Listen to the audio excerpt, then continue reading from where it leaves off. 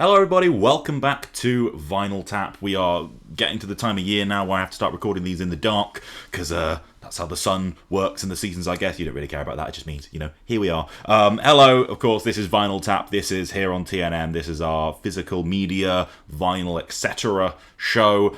It's, I'm getting back to kind of clearing, I've cleared most of the backlog of maybe what we've had here. Here I have got a bunch of records once again to show you guys. Hopefully there's something cool that you're interested in, maybe something you haven't heard of.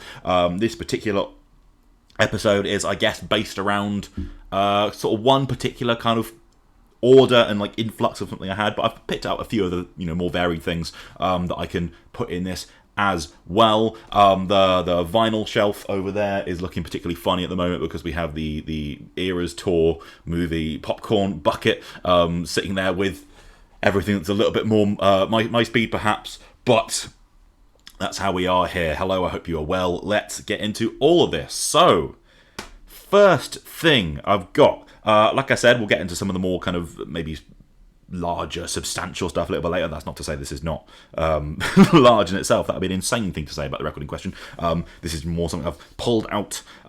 First thing we have is actually Iron Maiden, and the TNM beloved, if you remember at the time, of course, I'm sure you do, the Book of Souls album. This is the only Iron Maiden album that I have on vinyl. I think it was an episode at some point where I pulled out the only Metallica album I have on this particular format is Saint Anger, and it's quite, I don't know, I'm quite bad at like filling in the like back catalogue of these like iconic bands. Obviously records I fucking adore, but in terms of like buying vinyl, like every Iron Maiden album, including fucking half the live albums or whatever, I have on CD, picked up when I was a teenager, but I've been quite bad at like getting round to filling in those gaps on this format. With vinyl I tend to have a lot more things that are new that are coming out that I want to get or whatever, and like of course like I need to all of those 80s records and everything, but as it happens, the first one I filled in is the Book of Souls. Wasn't an intentional way of doing that necessarily, like the way Saint Anger I kind of bought for a bit of laugh, although I do like that record. This was just, it's got given to me by a friend because he ended up with 2 copies, and he was like, do you want to copy of the Book of Souls? And I was like, yeah, all right. I didn't necessarily when I was going to be buying this myself. It's quite heavy to hold this because, as I'm sure you know with the Book of Souls, if you follow Iron Maiden at all, which I imagine will be most of you, it's a hefter of a fucking record. We have got this full fold-out gatefold, which is awesome. Like, I remember thinking at the time that, like, this is a boring album cover, right? Like, I know Iron Maiden and the varying forms of Eddie, one of the great visual reference points of the heavy metal world. But this is, it almost looks a little bit unfinished. Like, it's just on a plain black background, nothing filled in, just Eddie sort of looking at you, no landscaping or anything. And I was like, that's a bit underwhelming. And then I remember seeing the gatefold for the first time and being like, whoa! What the hell is all this about? And I understand the kind of appeal of like, oh, wait till you get the gatefold and open up and you'll get this amazing piece of art. But this, like, I think this should be the cover, right? I mean, like, maybe this bit with Eddie with the heart is like a bit more, it's a bit gory for like Iron Maiden. You don't really see a band like 40 years into their career like Iron Maiden whose albums you get in like actual sort of more general stores, like of like one of the only metal bands to be able to penetrate those places. You don't really see them go like, yeah, distasteful Eddie with a heart. But this middle image with the kind of totems or whatever in Eddie, that's so much cooler a version of like this same sort of face that's going on there. But the Book of Souls is generally my least favourite of the Bruce returning to the band Iron Maiden records. I don't think that's maybe too controversial opinion these days. I remember obviously at the time it was so insanely hyped by certain members of the Iron Maiden fan base, certain areas of the press being like, it's the best record they've ever done, which and then the other side of it, people are like, no, not really. It's like, an unnecessary double album, perhaps. I think the editing problems of their later career for me, really kicked in earnest here. Like, I love the first 4 records they did with Bruce back, including, you know, going up to the Final Frontier, which I think is about as sort of lengthy as they maybe should have pushed it. And then this went over the line, and it's like, you know, don't need necessarily all of these songs to go on for 13 minutes the way they do. But for all that negativity, particularly, I guess, sort of post Senjutsu, when we've kind of, you know, they've continued on in that thing, but maybe for me stuck the landing a little better. But I've looked back at this and it's like, you know what? There is an awful lot of great material in here in the same way there is with Senjutsu. You just have to kind of pull it out. And in a weird way, I had a bit of a soft spot for this album, even though it is, like I said, my least favourite of the last 6, you know, I guess going on 25 years now of Maiden output. But because it was the tour for this was the first time I finally actually got to see Iron Maiden. And, you know, while, like, there are songs on this track list that I, like, you know, I never listen to outside of the rare moment of being like, you know what, I'm going to put the entirety of the Book of Souls on. You know, like, I don't just stick on the Man of Sorrows or Tears of a Clown or whatever. But that opening pair, like, especially again in the live environment in an arena where they go, okay, here we go, the intro, Eternity Should Fail, into Speed of Light, was absolutely, you know, wonderful. There are underrated songs on this. I really think The Great Unknown is very good. Death or Glory, I know all the monkey shit is, like, objectively hysterical, but the actual, you know, the songcraft there, that's like a 4.5 minute banger or something, and it has energy, it has hooks. And, you know, Empire of the Clouds is, you know, for a song in which they actually kind of, you know, the music is going to tell a linear kind of story in itself, is quite a, you know, one-off song for them. You know, obviously it was mad at the time that it kind of took Rime and the Ancient Mariner's crown as like the longest ever Iron Maiden song, but I mean, it's, you know, the fact that this album gets criticised for that and yet most people agree Empire of the Clouds is like one of the shining moments of it, fair play to them. I believe both of these, obviously it's at least a double LP, but it is just black vinyl. We do have the quite cool, the sort of inner sticker with all the Mayan theme and everything they had on this album. The Book of Souls, the title track, where they go for that kind of, you know, Mayan empire crumbling into history kind of thing. It's very Maiden. Stuff like that, you know, which again Senjutsu is full of. Stuff like, you know, Darkest Hour and, you know, the various kind of historical epic songs and stuff like that. I know, you know, people who don't get it will say it's nerdy or it's stupid or, you know, what would be the word, like kind of unrelatable or anything. It's just, you know, like Dad with his history cap. But, you know, you can find gravitas in exploring, you know, historical subjects like that. And for me, it really works. And that's part of why Iron Maiden have always, you know, been such a important band. So the Book of Souls, I haven't actually, you know, it's been on my show for a little while. I haven't found the moment to be like, I'm going to stick the, you know, entire Book of Souls double vinyl on. But maybe having done this, I will do fairly soon. Next up is weirdly not as dissimilar to Iron Maiden these days as it perhaps once would have been. But this is an obvious, you know, filling in. It feels like every you know, there's an episode a year seemingly where we go, yeah, there's a new Creeper, something or other, you know, the American Noir EP, whatever. This is, of course, the brand new album released in October called Sanguivore. That wonderful, you know, kind of Tim Burton 80s paperback novel or whatever, vampire cover art. It doesn't even have, you know, the logo or anything, which I thought was quite bold. The gatefold.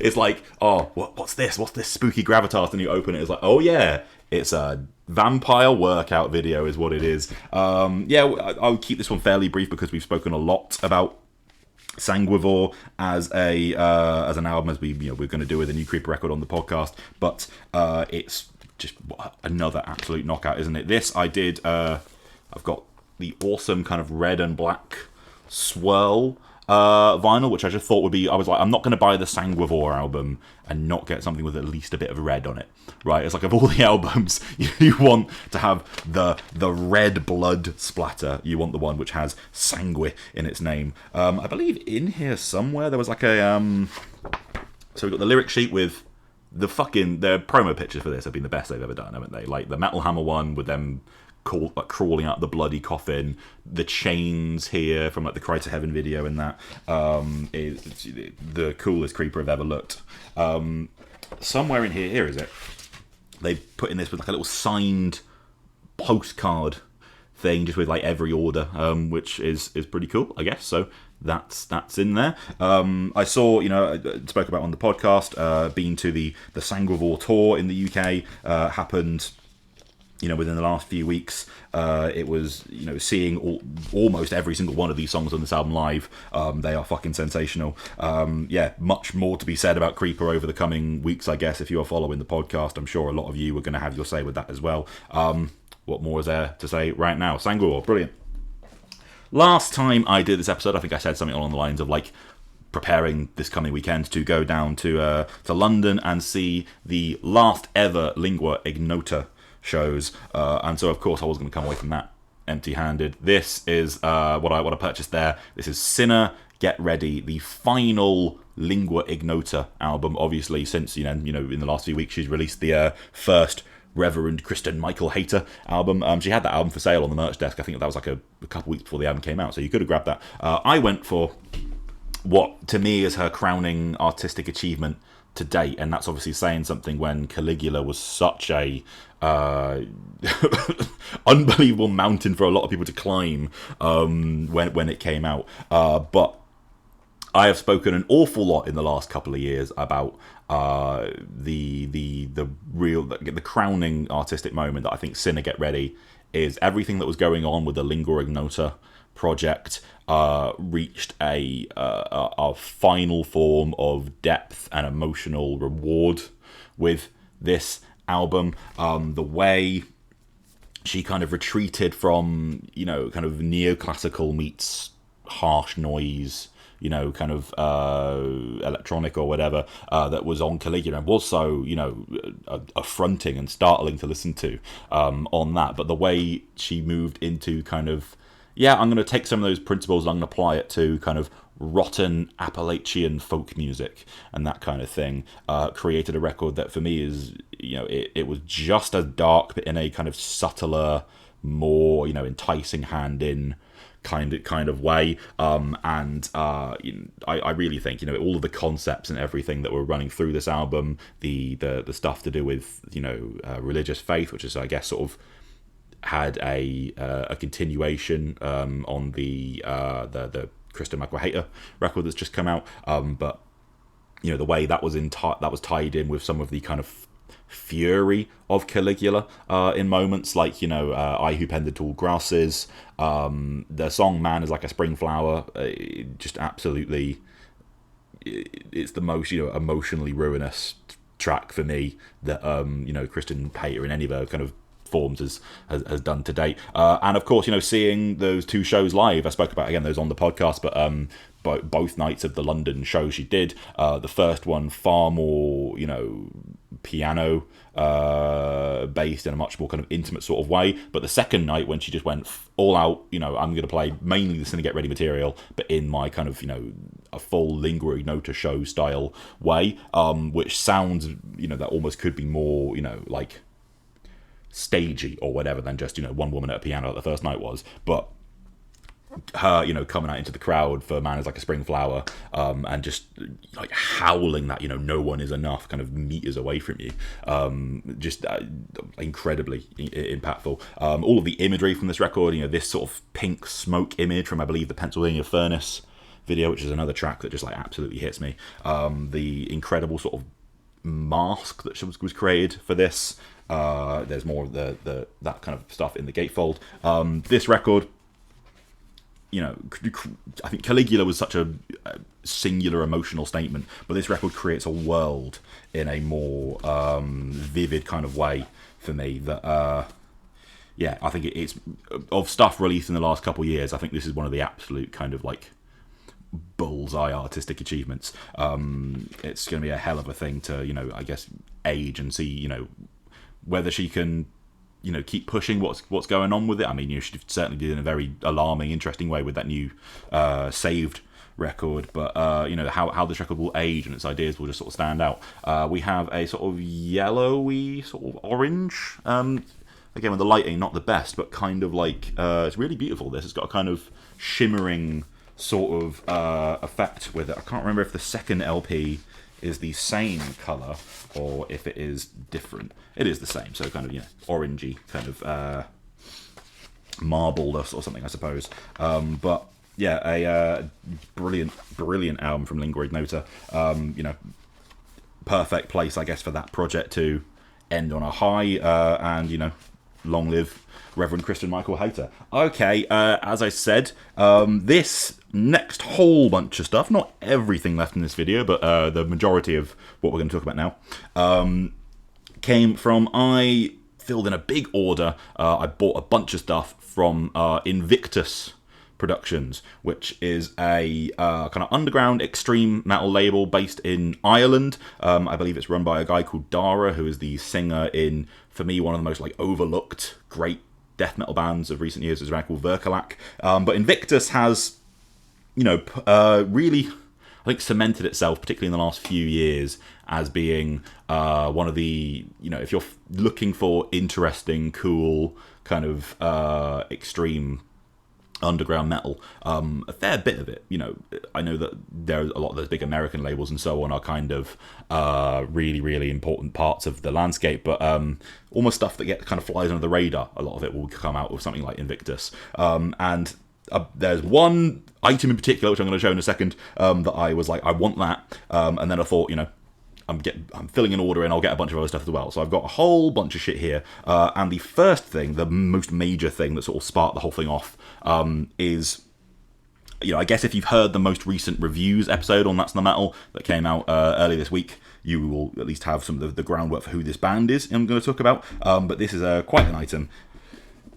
This is Malokarpatan, and this is the a box set that they've put out of their first 3 albums. It's this box is called, it's something in Slovakian, you know, Trilógia, something or other, but it translates to, essentially, this is the folk horror trilogy, which, if, again, the new reviews episode, we spoke about the newest Malokarpatan album, and I spoke about them being this, you know, super eccentric, unique, you know, Eastern, sort of Central European, heavy metal band, you know, a lot of things going on there. First wave black metal, prog on their newest one, but just one of the most unique sounding, cool, singular, you know, underground bands at the moment.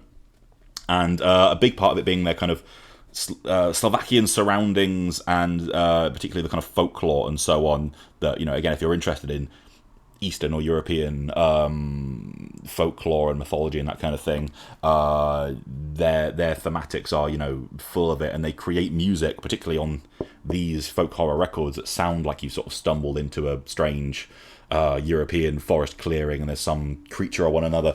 This box, as you can tell, it's got a very, you know, it's sort of on a green, big old wooden finish. It's one of the most sort of like, you know, whoa, that's a real fucking item there, isn't it? Things that I now have in my collection. I think it was limited to like 85 copies, so yeah, not a, you know, a large spread of it at all. I'm very happy to have this. It's on, like, it's got an actual fucking, like, you know, clasp. Something I'm going to say about a lot of this Invictus stuff I've got in is, despite being, you know, small niche thing, the attention to presentation and, you know, making the items really, you know, quality feeling is actually a lot higher than, you know, a lot of other stuff that I have that comes from more general popular manufacturers or whatever. So I don't know exactly how long this one's going to take, but we are going to open up this Malokarpatan box and get all of its contents out. The first thing is, you know, when we open it here, we've got all the albums in here, sort of with some other stuff. It came with a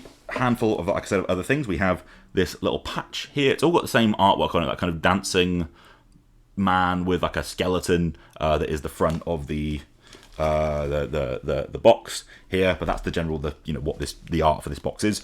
So we have a little patch with it. We have this little pin, which I think is very cool. Actually, I was thinking of maybe swapping this in for something that is currently on my jacket. I've got a couple of that a little bit ragged, and I was like, maybe I should put this awesome little Malokarpatan pin on there, so perhaps I will. It also, you may have noticed up to this point, it came with this shirt with the same design and artwork. Not my favourite Malokarpatan shirt that they have, but it is a cool one nonetheless, and I will wear it with pride. But beneath that, we have, as I said, the trilogy, the folk horror first 3 albums that they put out. So let's go through these. Pronunciation is going to be completely out the window if you happen to be, I guess, one of the handful of people watching who has some working knowledge of the Slovakian language. Sorry. First, though, we have the debut Malokarpatan album, which is called Stridzi Divni, or something along those lines, if you are working purely phonetically as a simpleton like I am. When this came out, I think it's 2015, something around there. Total unknown property to me at the time. I did not hear this album when it came out.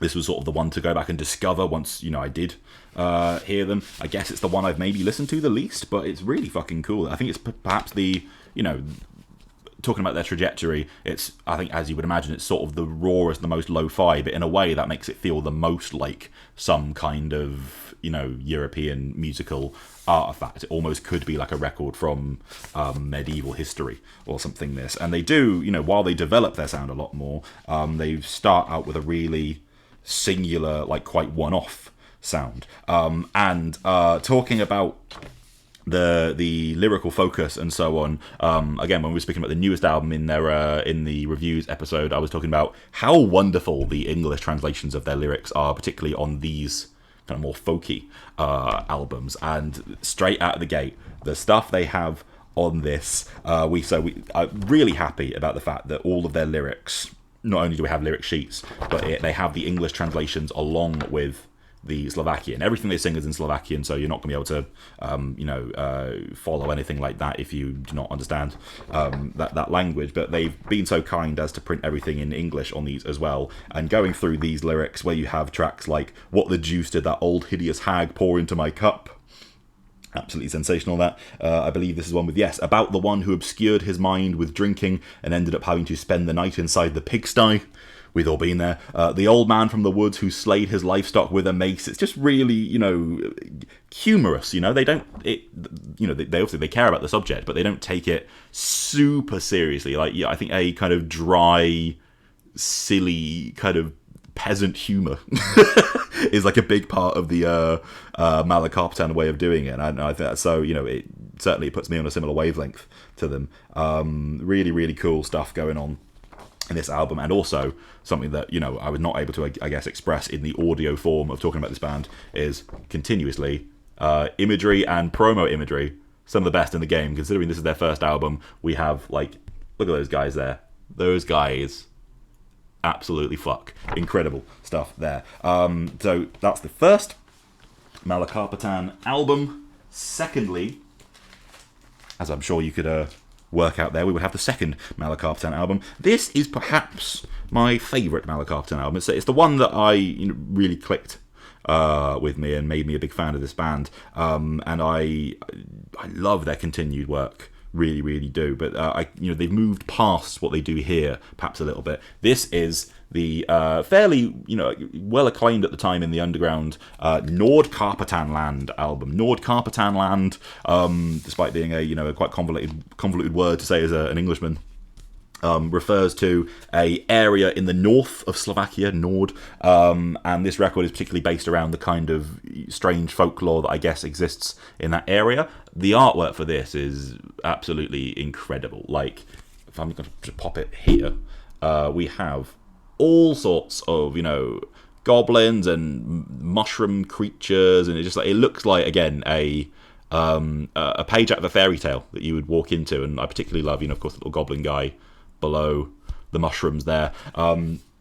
This record, I think for me, they're based in that kind of first wave black metal, Venom, Hellhammer, and then obviously particularly some of the more obscure kind of Eastern European bands. I'm a big fan of the band Tormentor, and that's one that they remind me of a fair bit, but Czech bands like Root and so on and stuff like that. This is where that kind of just aggressive riffing style of those bands, they fucking nail it here. Like, this is not their most ambitious record, but it is the one that just rips the hardest. And obviously it's more niche, but if you are into some of the more popular things today that have taken things from that kind of time, maybe if you like Midnight or something like that, there are certainly there are riffs on this that would scratch a similar itch. But it is with that, strange folk flavour, like there, riffs like that, but then there'll be like, some strange classical music part or some flutes or a sample or anything like that.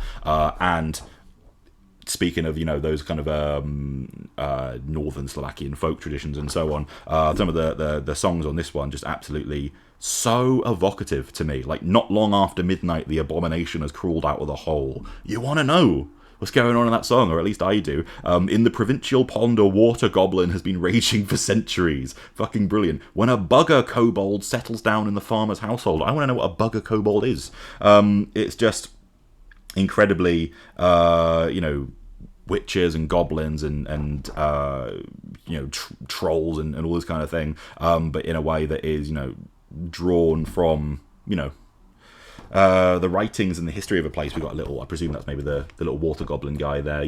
That kind of art, it speaks to me in a very,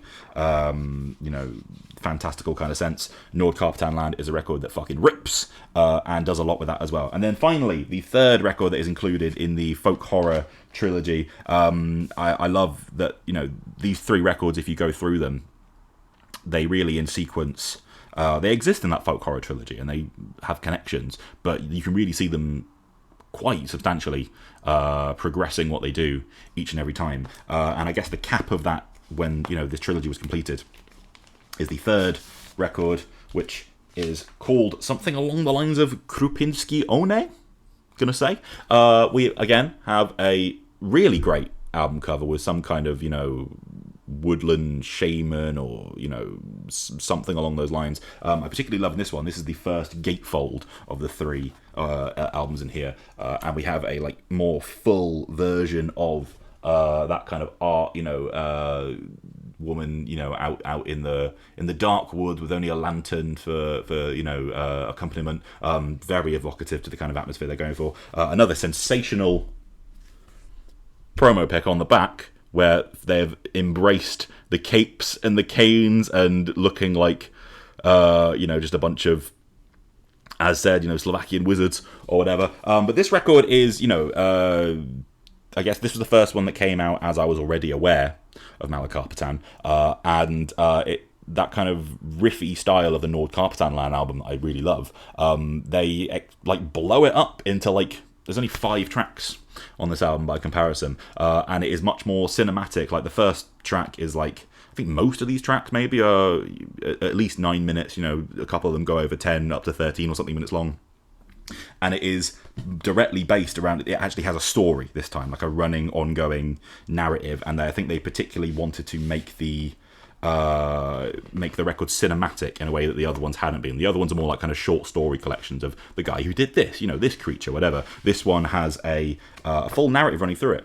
We have this lovely little booklet here, which explains all of that. So we have, can't see that at all there, can you? But it is the Krupinski One, which means the Fires of Krupina, is a concept story based on real happenings that occurred in the town of Krupina during the 17th century, amidst the numerous witchcraft trials that swept across Europe in those days. So it's a story. The guy who writes the lyrics and everything is called Adam S. Malokarpatan, which I love. It's almost like Johnny fucking Ramone, isn't it? But we have a full-on narrative with wonderful little art pieces for each song, which are going to become a bit of a running trend with the records I'm showing here, depicting things from each song. So here we have a kind of, a goat from a kind of witch's sabbath. This is from the semen of the hanged, a magical root arises, and got sort of a mandrake type thing going on there. And this, the ongoing story about these sort of witch happenings that were happening around that kind of area, supposedly,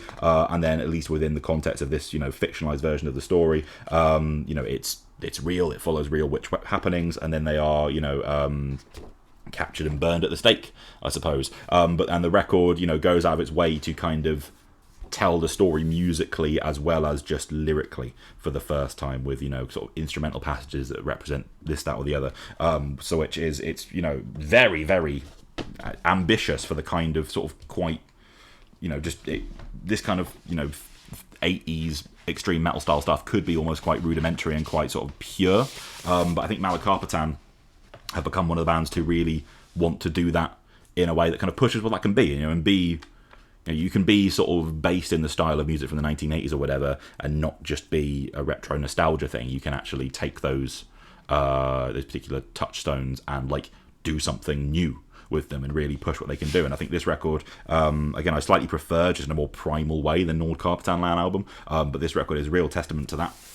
All of these just on black vinyl, but like I said, the presentation of these albums is excellent. And that is the 3 albums that I guess, make up Malokarpatan's initial folk horror trilogy collected in this. I mean, again, look at the quality and everything here. It's superb, an absolutely lovely item to have. But it did not stop there, because I happened to be buying that box around the time that their newest album that we have been speaking about on the podcast was out for pre-order. So I threw in a bunch of other things as well, which I'm going to show you. The next, obviously very naturally following on, we have the newest Malokarpatan album released a couple of weeks ago, the one that we've reviewed on the new show. It's called Vertumnus Caesar. And I think, like I said on the show, I didn't listen to this album when it dropped on streaming and everything. I actually waited until this big package I had came, because I was like, I didn't know if we were going to review it at that point. I was just like, I would quite like the old school experience of just sort of getting it through and then just immediately immersing myself entirely in the package of what they have, considering how, again, high quality and immersive the physical products of the Malokarpatan records have been. And I'm really glad I did that. But something I also did is when I got all these records in one go, I was like, I'm gonna listen to just all of those Malokarpatan albums in sequence. And putting this album on, having spent the last handful of days listening to everything they've done, really put in perspective another leap this album is, because this record very much, it's like the most outwardly prog thing they've ever done, but at the same time, it's not as kind of linear cinematic as the third record in the folk horror trilogy was. That's the record where, again, they have like these 30-minute songs that are going to tell a story and everything. I think this one they went back to kind of like, we do like individual songs that work just kind of as direct, catchy pieces, which maybe is what the third record slightly lacks to go more in that kind of long-form cinematic direction. And so this record is just like chock-a-block with wicked lead lines, wicked classic heavy metal ideas, and when they go full-on crazy prog with the synths and everything, even on the instrumental track that we spoke about, it's jam-packed with melody in a way maybe they've never been before. So this is, I think, if any of their records have come close to topping the Nordkarpatan record for me, it is this one, because this is such a big leap into, like I said a few times on the show, like I would never have expected Malokarpatan to be a band you would consider to be kind of like classy, or a band that you look at and go, yeah, they're talented guys, but to be like, oh my god, the playing on this is so fucking sensational. And this record fucking knocks that out of the park. So huge respect for what they are continuing to do here. We do have another cool little booklet here, which shows you all about again the particular concept of this record, which is based around this kind of I think a Holy Roman Emperor who was like big into occult alchemy and stuff like that. So it's just all about the lyrics being essentially evoking a man in a big royal castle or something or other, just getting up to some shady stuff that he shouldn't be, at least according to the sort of standards and laws of the time. Once again, we have English lyrics as well as just the other ones. I don't. The lyrics on this one don't, maybe not quite as, I guess, because it's all just about a guy who really existed. It's not quite as like fanciful as the last couple of records. So all of that stuff about a water goblin, all that kind of shit, isn't quite so like crazy here. But there's the story that goes on is involving. I also just like that within the Kunstkammer's soothing solace.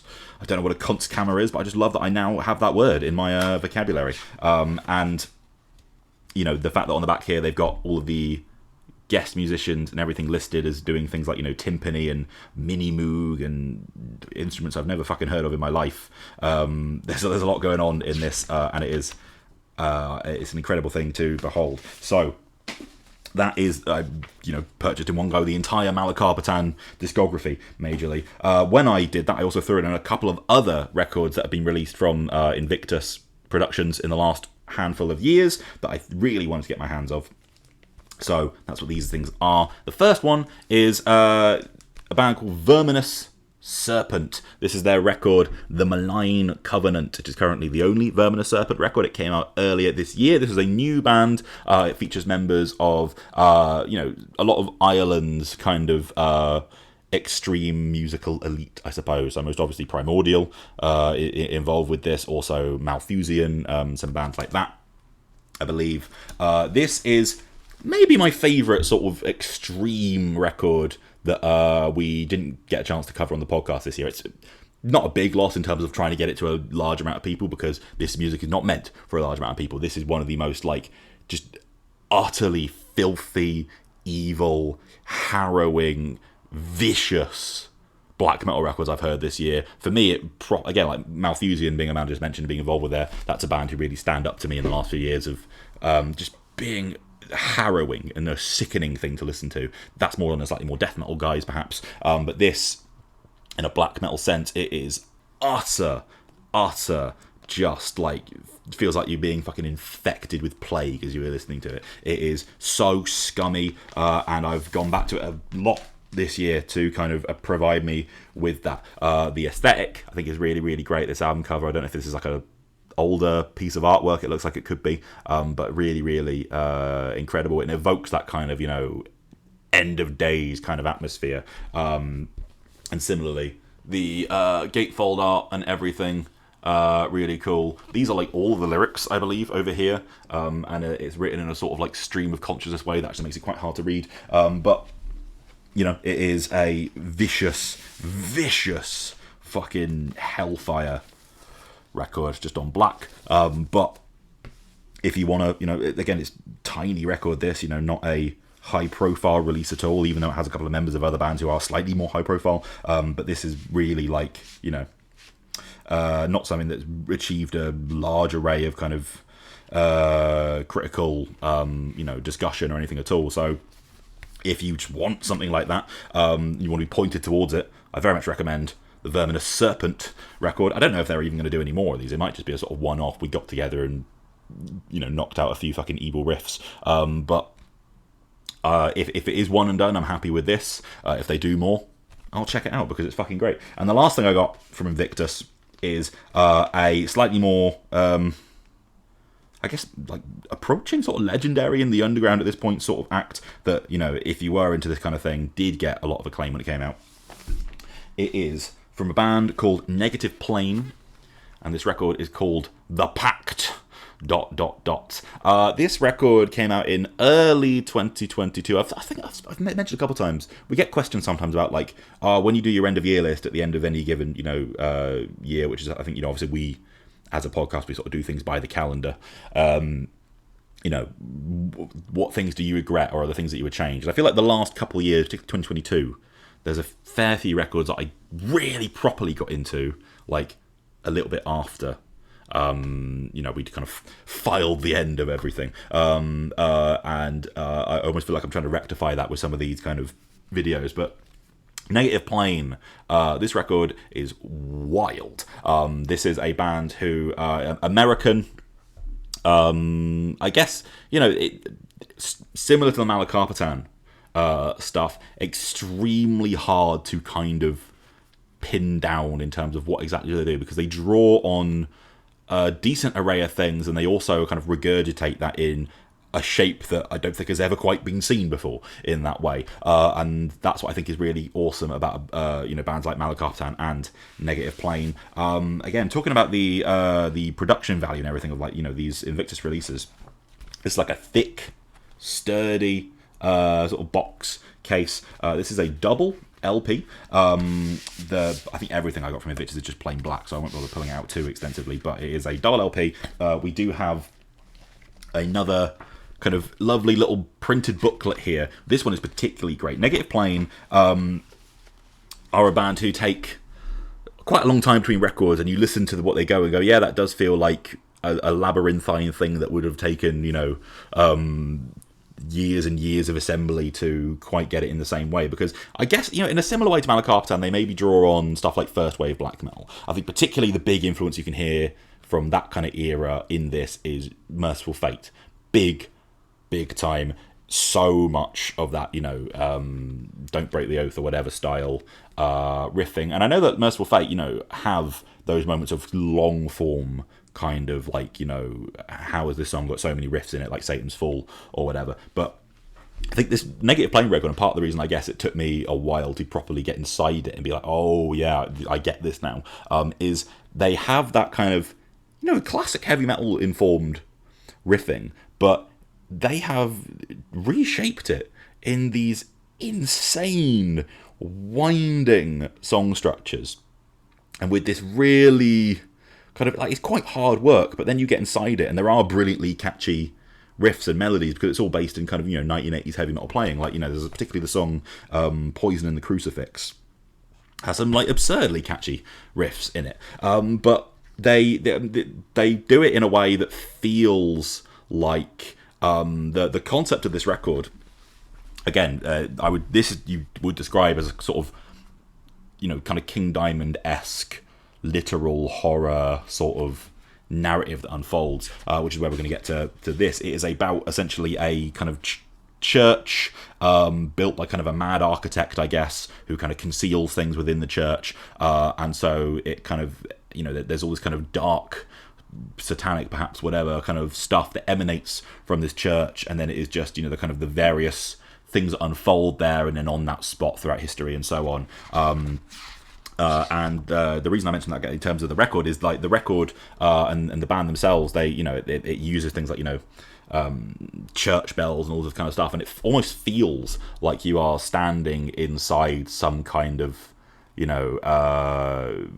ridiculously hard to pin down in architecture kind of bizarre shape. Like it feels like you are deep within the kind of winding subterranean tunnels that exist in such a place musically, as well as that being some of the storytelling. But you have within that this brilliantly, again, like bizarre winding serpentine kind of approach of doing like kind of 80s first wave black metal style heavy metal riffs. The other thing as well is the vocalist is he's doing a kind of black metal voice, but he's extremely, for something like this, you can understand what he's saying pretty easily. If anything, it's the mix and where he's kind of placed that makes it hard to understand more than his actual delivery. But, there is, like, stuff like this song, the lyrics here are almost kind of conversational with, one kind of person talking to another. And the kind of different, song subjects and so on,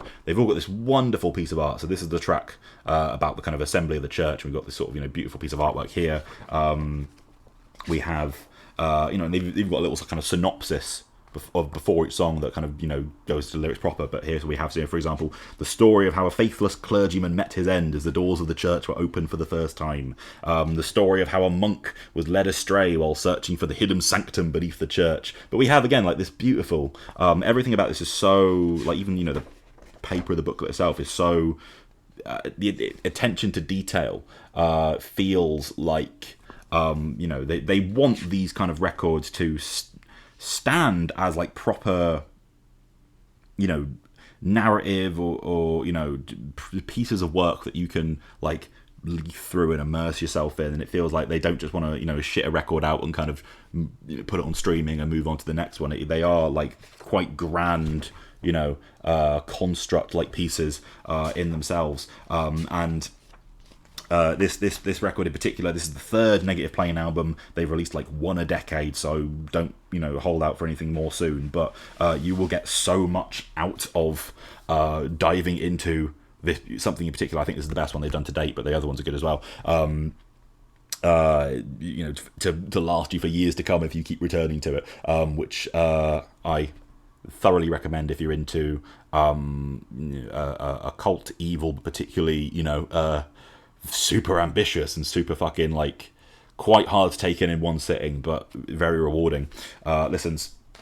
So that was my massive Invictus order of like a whole bunch of the fucking coolest underground records to come out in the last couple of years. Final thing in this video is I guess slightly more well known, but it is the new release of the last couple of weeks that obviously had to find its way immediately into my collection. We're ending on the Triumph of Death live album, Resurrection of the Flesh, Triumph of Death Live 2023. The fact that this was recorded like earlier this year, like this is all since I saw them last year.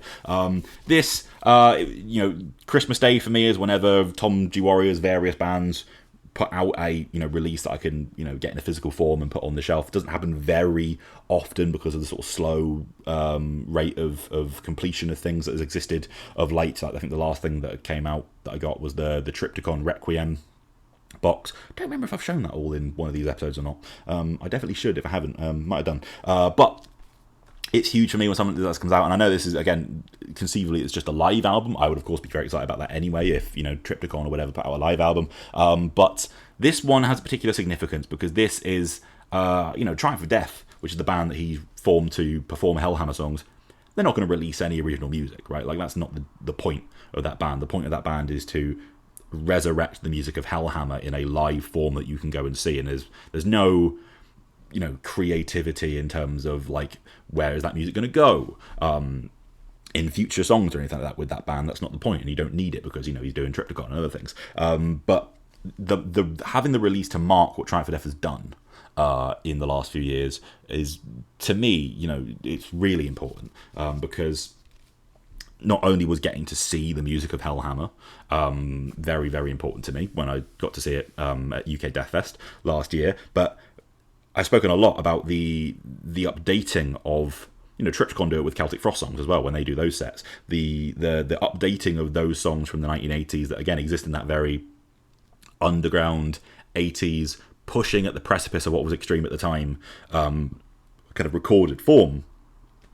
Hellhammer in particular obviously suffered majorly from basically not being taken seriously as a band at all and not being granted anything that would have allowed them to kind of document themselves in that way. That is not to say that I believe, the Hellhammer stuff is lacking. I fucking love it, of course. I've listened to the Satanic Rites demo more times than I could tell you. Apocalyptic Raids EP, it's all essential touchstones in the history of metal as a whole. But having Triumph of Death, in the 2020s sound so heavy in the same way, Celtic Frost and Monotheist going into Triptychon have continued to not just be, sort of weaker forms of maybe peak extremity in the 1980s, as you might think of, again, as much as I adore them, bands like Slayer or whatever, you might have said they kind of went down that path. They never really necessarily got more extreme than Rain and Blood.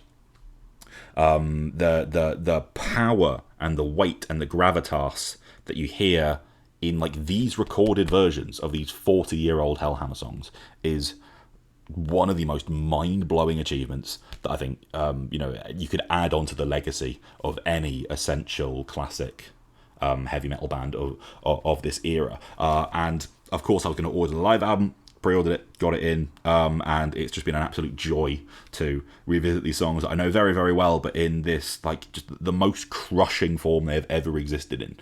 It's to the point where Hellhammer songs in the original demo forms, obviously they're very hard to recommend to general people unless they like 1980s lo-fi recordings of dingy black metal, which is there's a lot of people who do that, and you of course we are on the right side of history, but you can't go, oh hey, Metallica fan, put fucking Death Fiend on.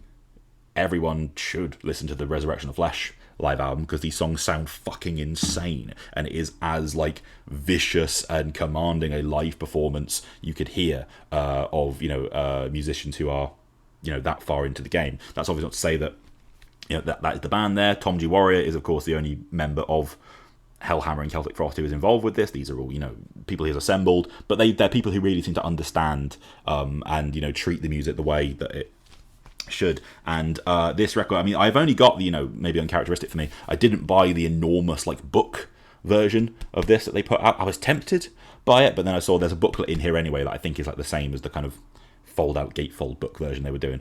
So this is just like the normal black vinyl version, but even still the willingness to make this like a proper document is wonderfully on display with the package. We have some of the coolest like live photography of a band like this that just absolutely captures it in full flight, all over the sleeves. Yeah, it is just the black vinyl version. I didn't get the red or anything, but we have a whole bunch of cool stuff in here. We've got a poster. Poster of just, you know, one of these many shows they've done, looking fucking cool. The stage is always awesome looking, the kind of demon entrails artwork behind them and stuff like that. But this little art print thing of the front cover. I'm not going to do anything with this, but you know, it can sit inside the sleeve. And then it's a double LP, so we have another one, and then particularly, like I said, the booklet that was included. Considering this is just the standard version as well, this is like a thick booklet that is full of. I've had a thing with live albums recently where I'm very romantic about the idea of, like, you know, a live album as it perhaps once existed in rock and metal, of, you know, being a document that you kind of, that was your way into the kind of live world of a band in a way that's obviously been supplanted by, you know, clips on YouTube or whatever. But the way a band can, you know, so many of my favourite bands who exist now obviously exist in a world where the live album is not as important, and you might not get a definitive live album for so many of the great bands that I would like one from now. And it's cool when one happens. Like, you know, I really like the Uncle Ass and the Deadbeats put out a live album like a couple of months ago, and it was really cool to be like, yeah, I'm going to sit in this, you know, proper, official, documented recording of one of their shows. And, you know, you can almost pretend it's like, you know, the same as having a Black Sabbath one from the 1970s or whatever. And the documentation of something like this in its physical form, of like, you could pour over this and it would be like, you know, like I said, it captures the band in the way that you hear on the record, and that in totality creates a kind of sort of portal into the moment of what they've done here. And that's what a live record should do. You know, it should kind of act as like a preservation point of, you know, this is you know, a record, a recording, a point in time that will never exist again, but it is forever, you know, documented in something like this. You know, the band can change, that they could die, they could get shit, anything could fucking happen, but you forever have that moment of just like full fucking force power that you hear on all of those great live albums from the 70s and 80s that we talk about. And for me, in my taste, as someone who, you know, this particular batch of music they're playing on this is important to me, it's fucking sensational to have it. So, for the Triumph of Death record, absolutely. I know it's not going to be an end of year list or anything like that, because it's just a live album with 40-year-old songs, but for me it's one of the most important personal releases of this year. And that is what I've got for you today. So thank you very much for sitting through all of this as I go on and on about the contents of a limited green wooden box full of fucking folk goblins. Appreciate it. Cheers, everybody. Speaking of end of year stuff and everything, that's of course what we're rolling towards now. We've got the last part of the Alice in Chains special that's coming up in the next week or so, but right after that, it is going to be end of year season time. We are going to have all of our, you know, our various lists, the awards and everything. Stay tuned to, you know, the Facebook page, and the Hyperblast episodes will have it as well, in terms of alerting you what you guys need to do to be involved with, you know, totaling the listener end of year list and everything like that, because, you know, I'm sure there's some stuff today here that you guys are going to see up in the higher registers of that list. So go and get involved with that. Thank you very much. I suppose we'll see you here with something else on this channel after Christmas sometime. Take care of yourselves.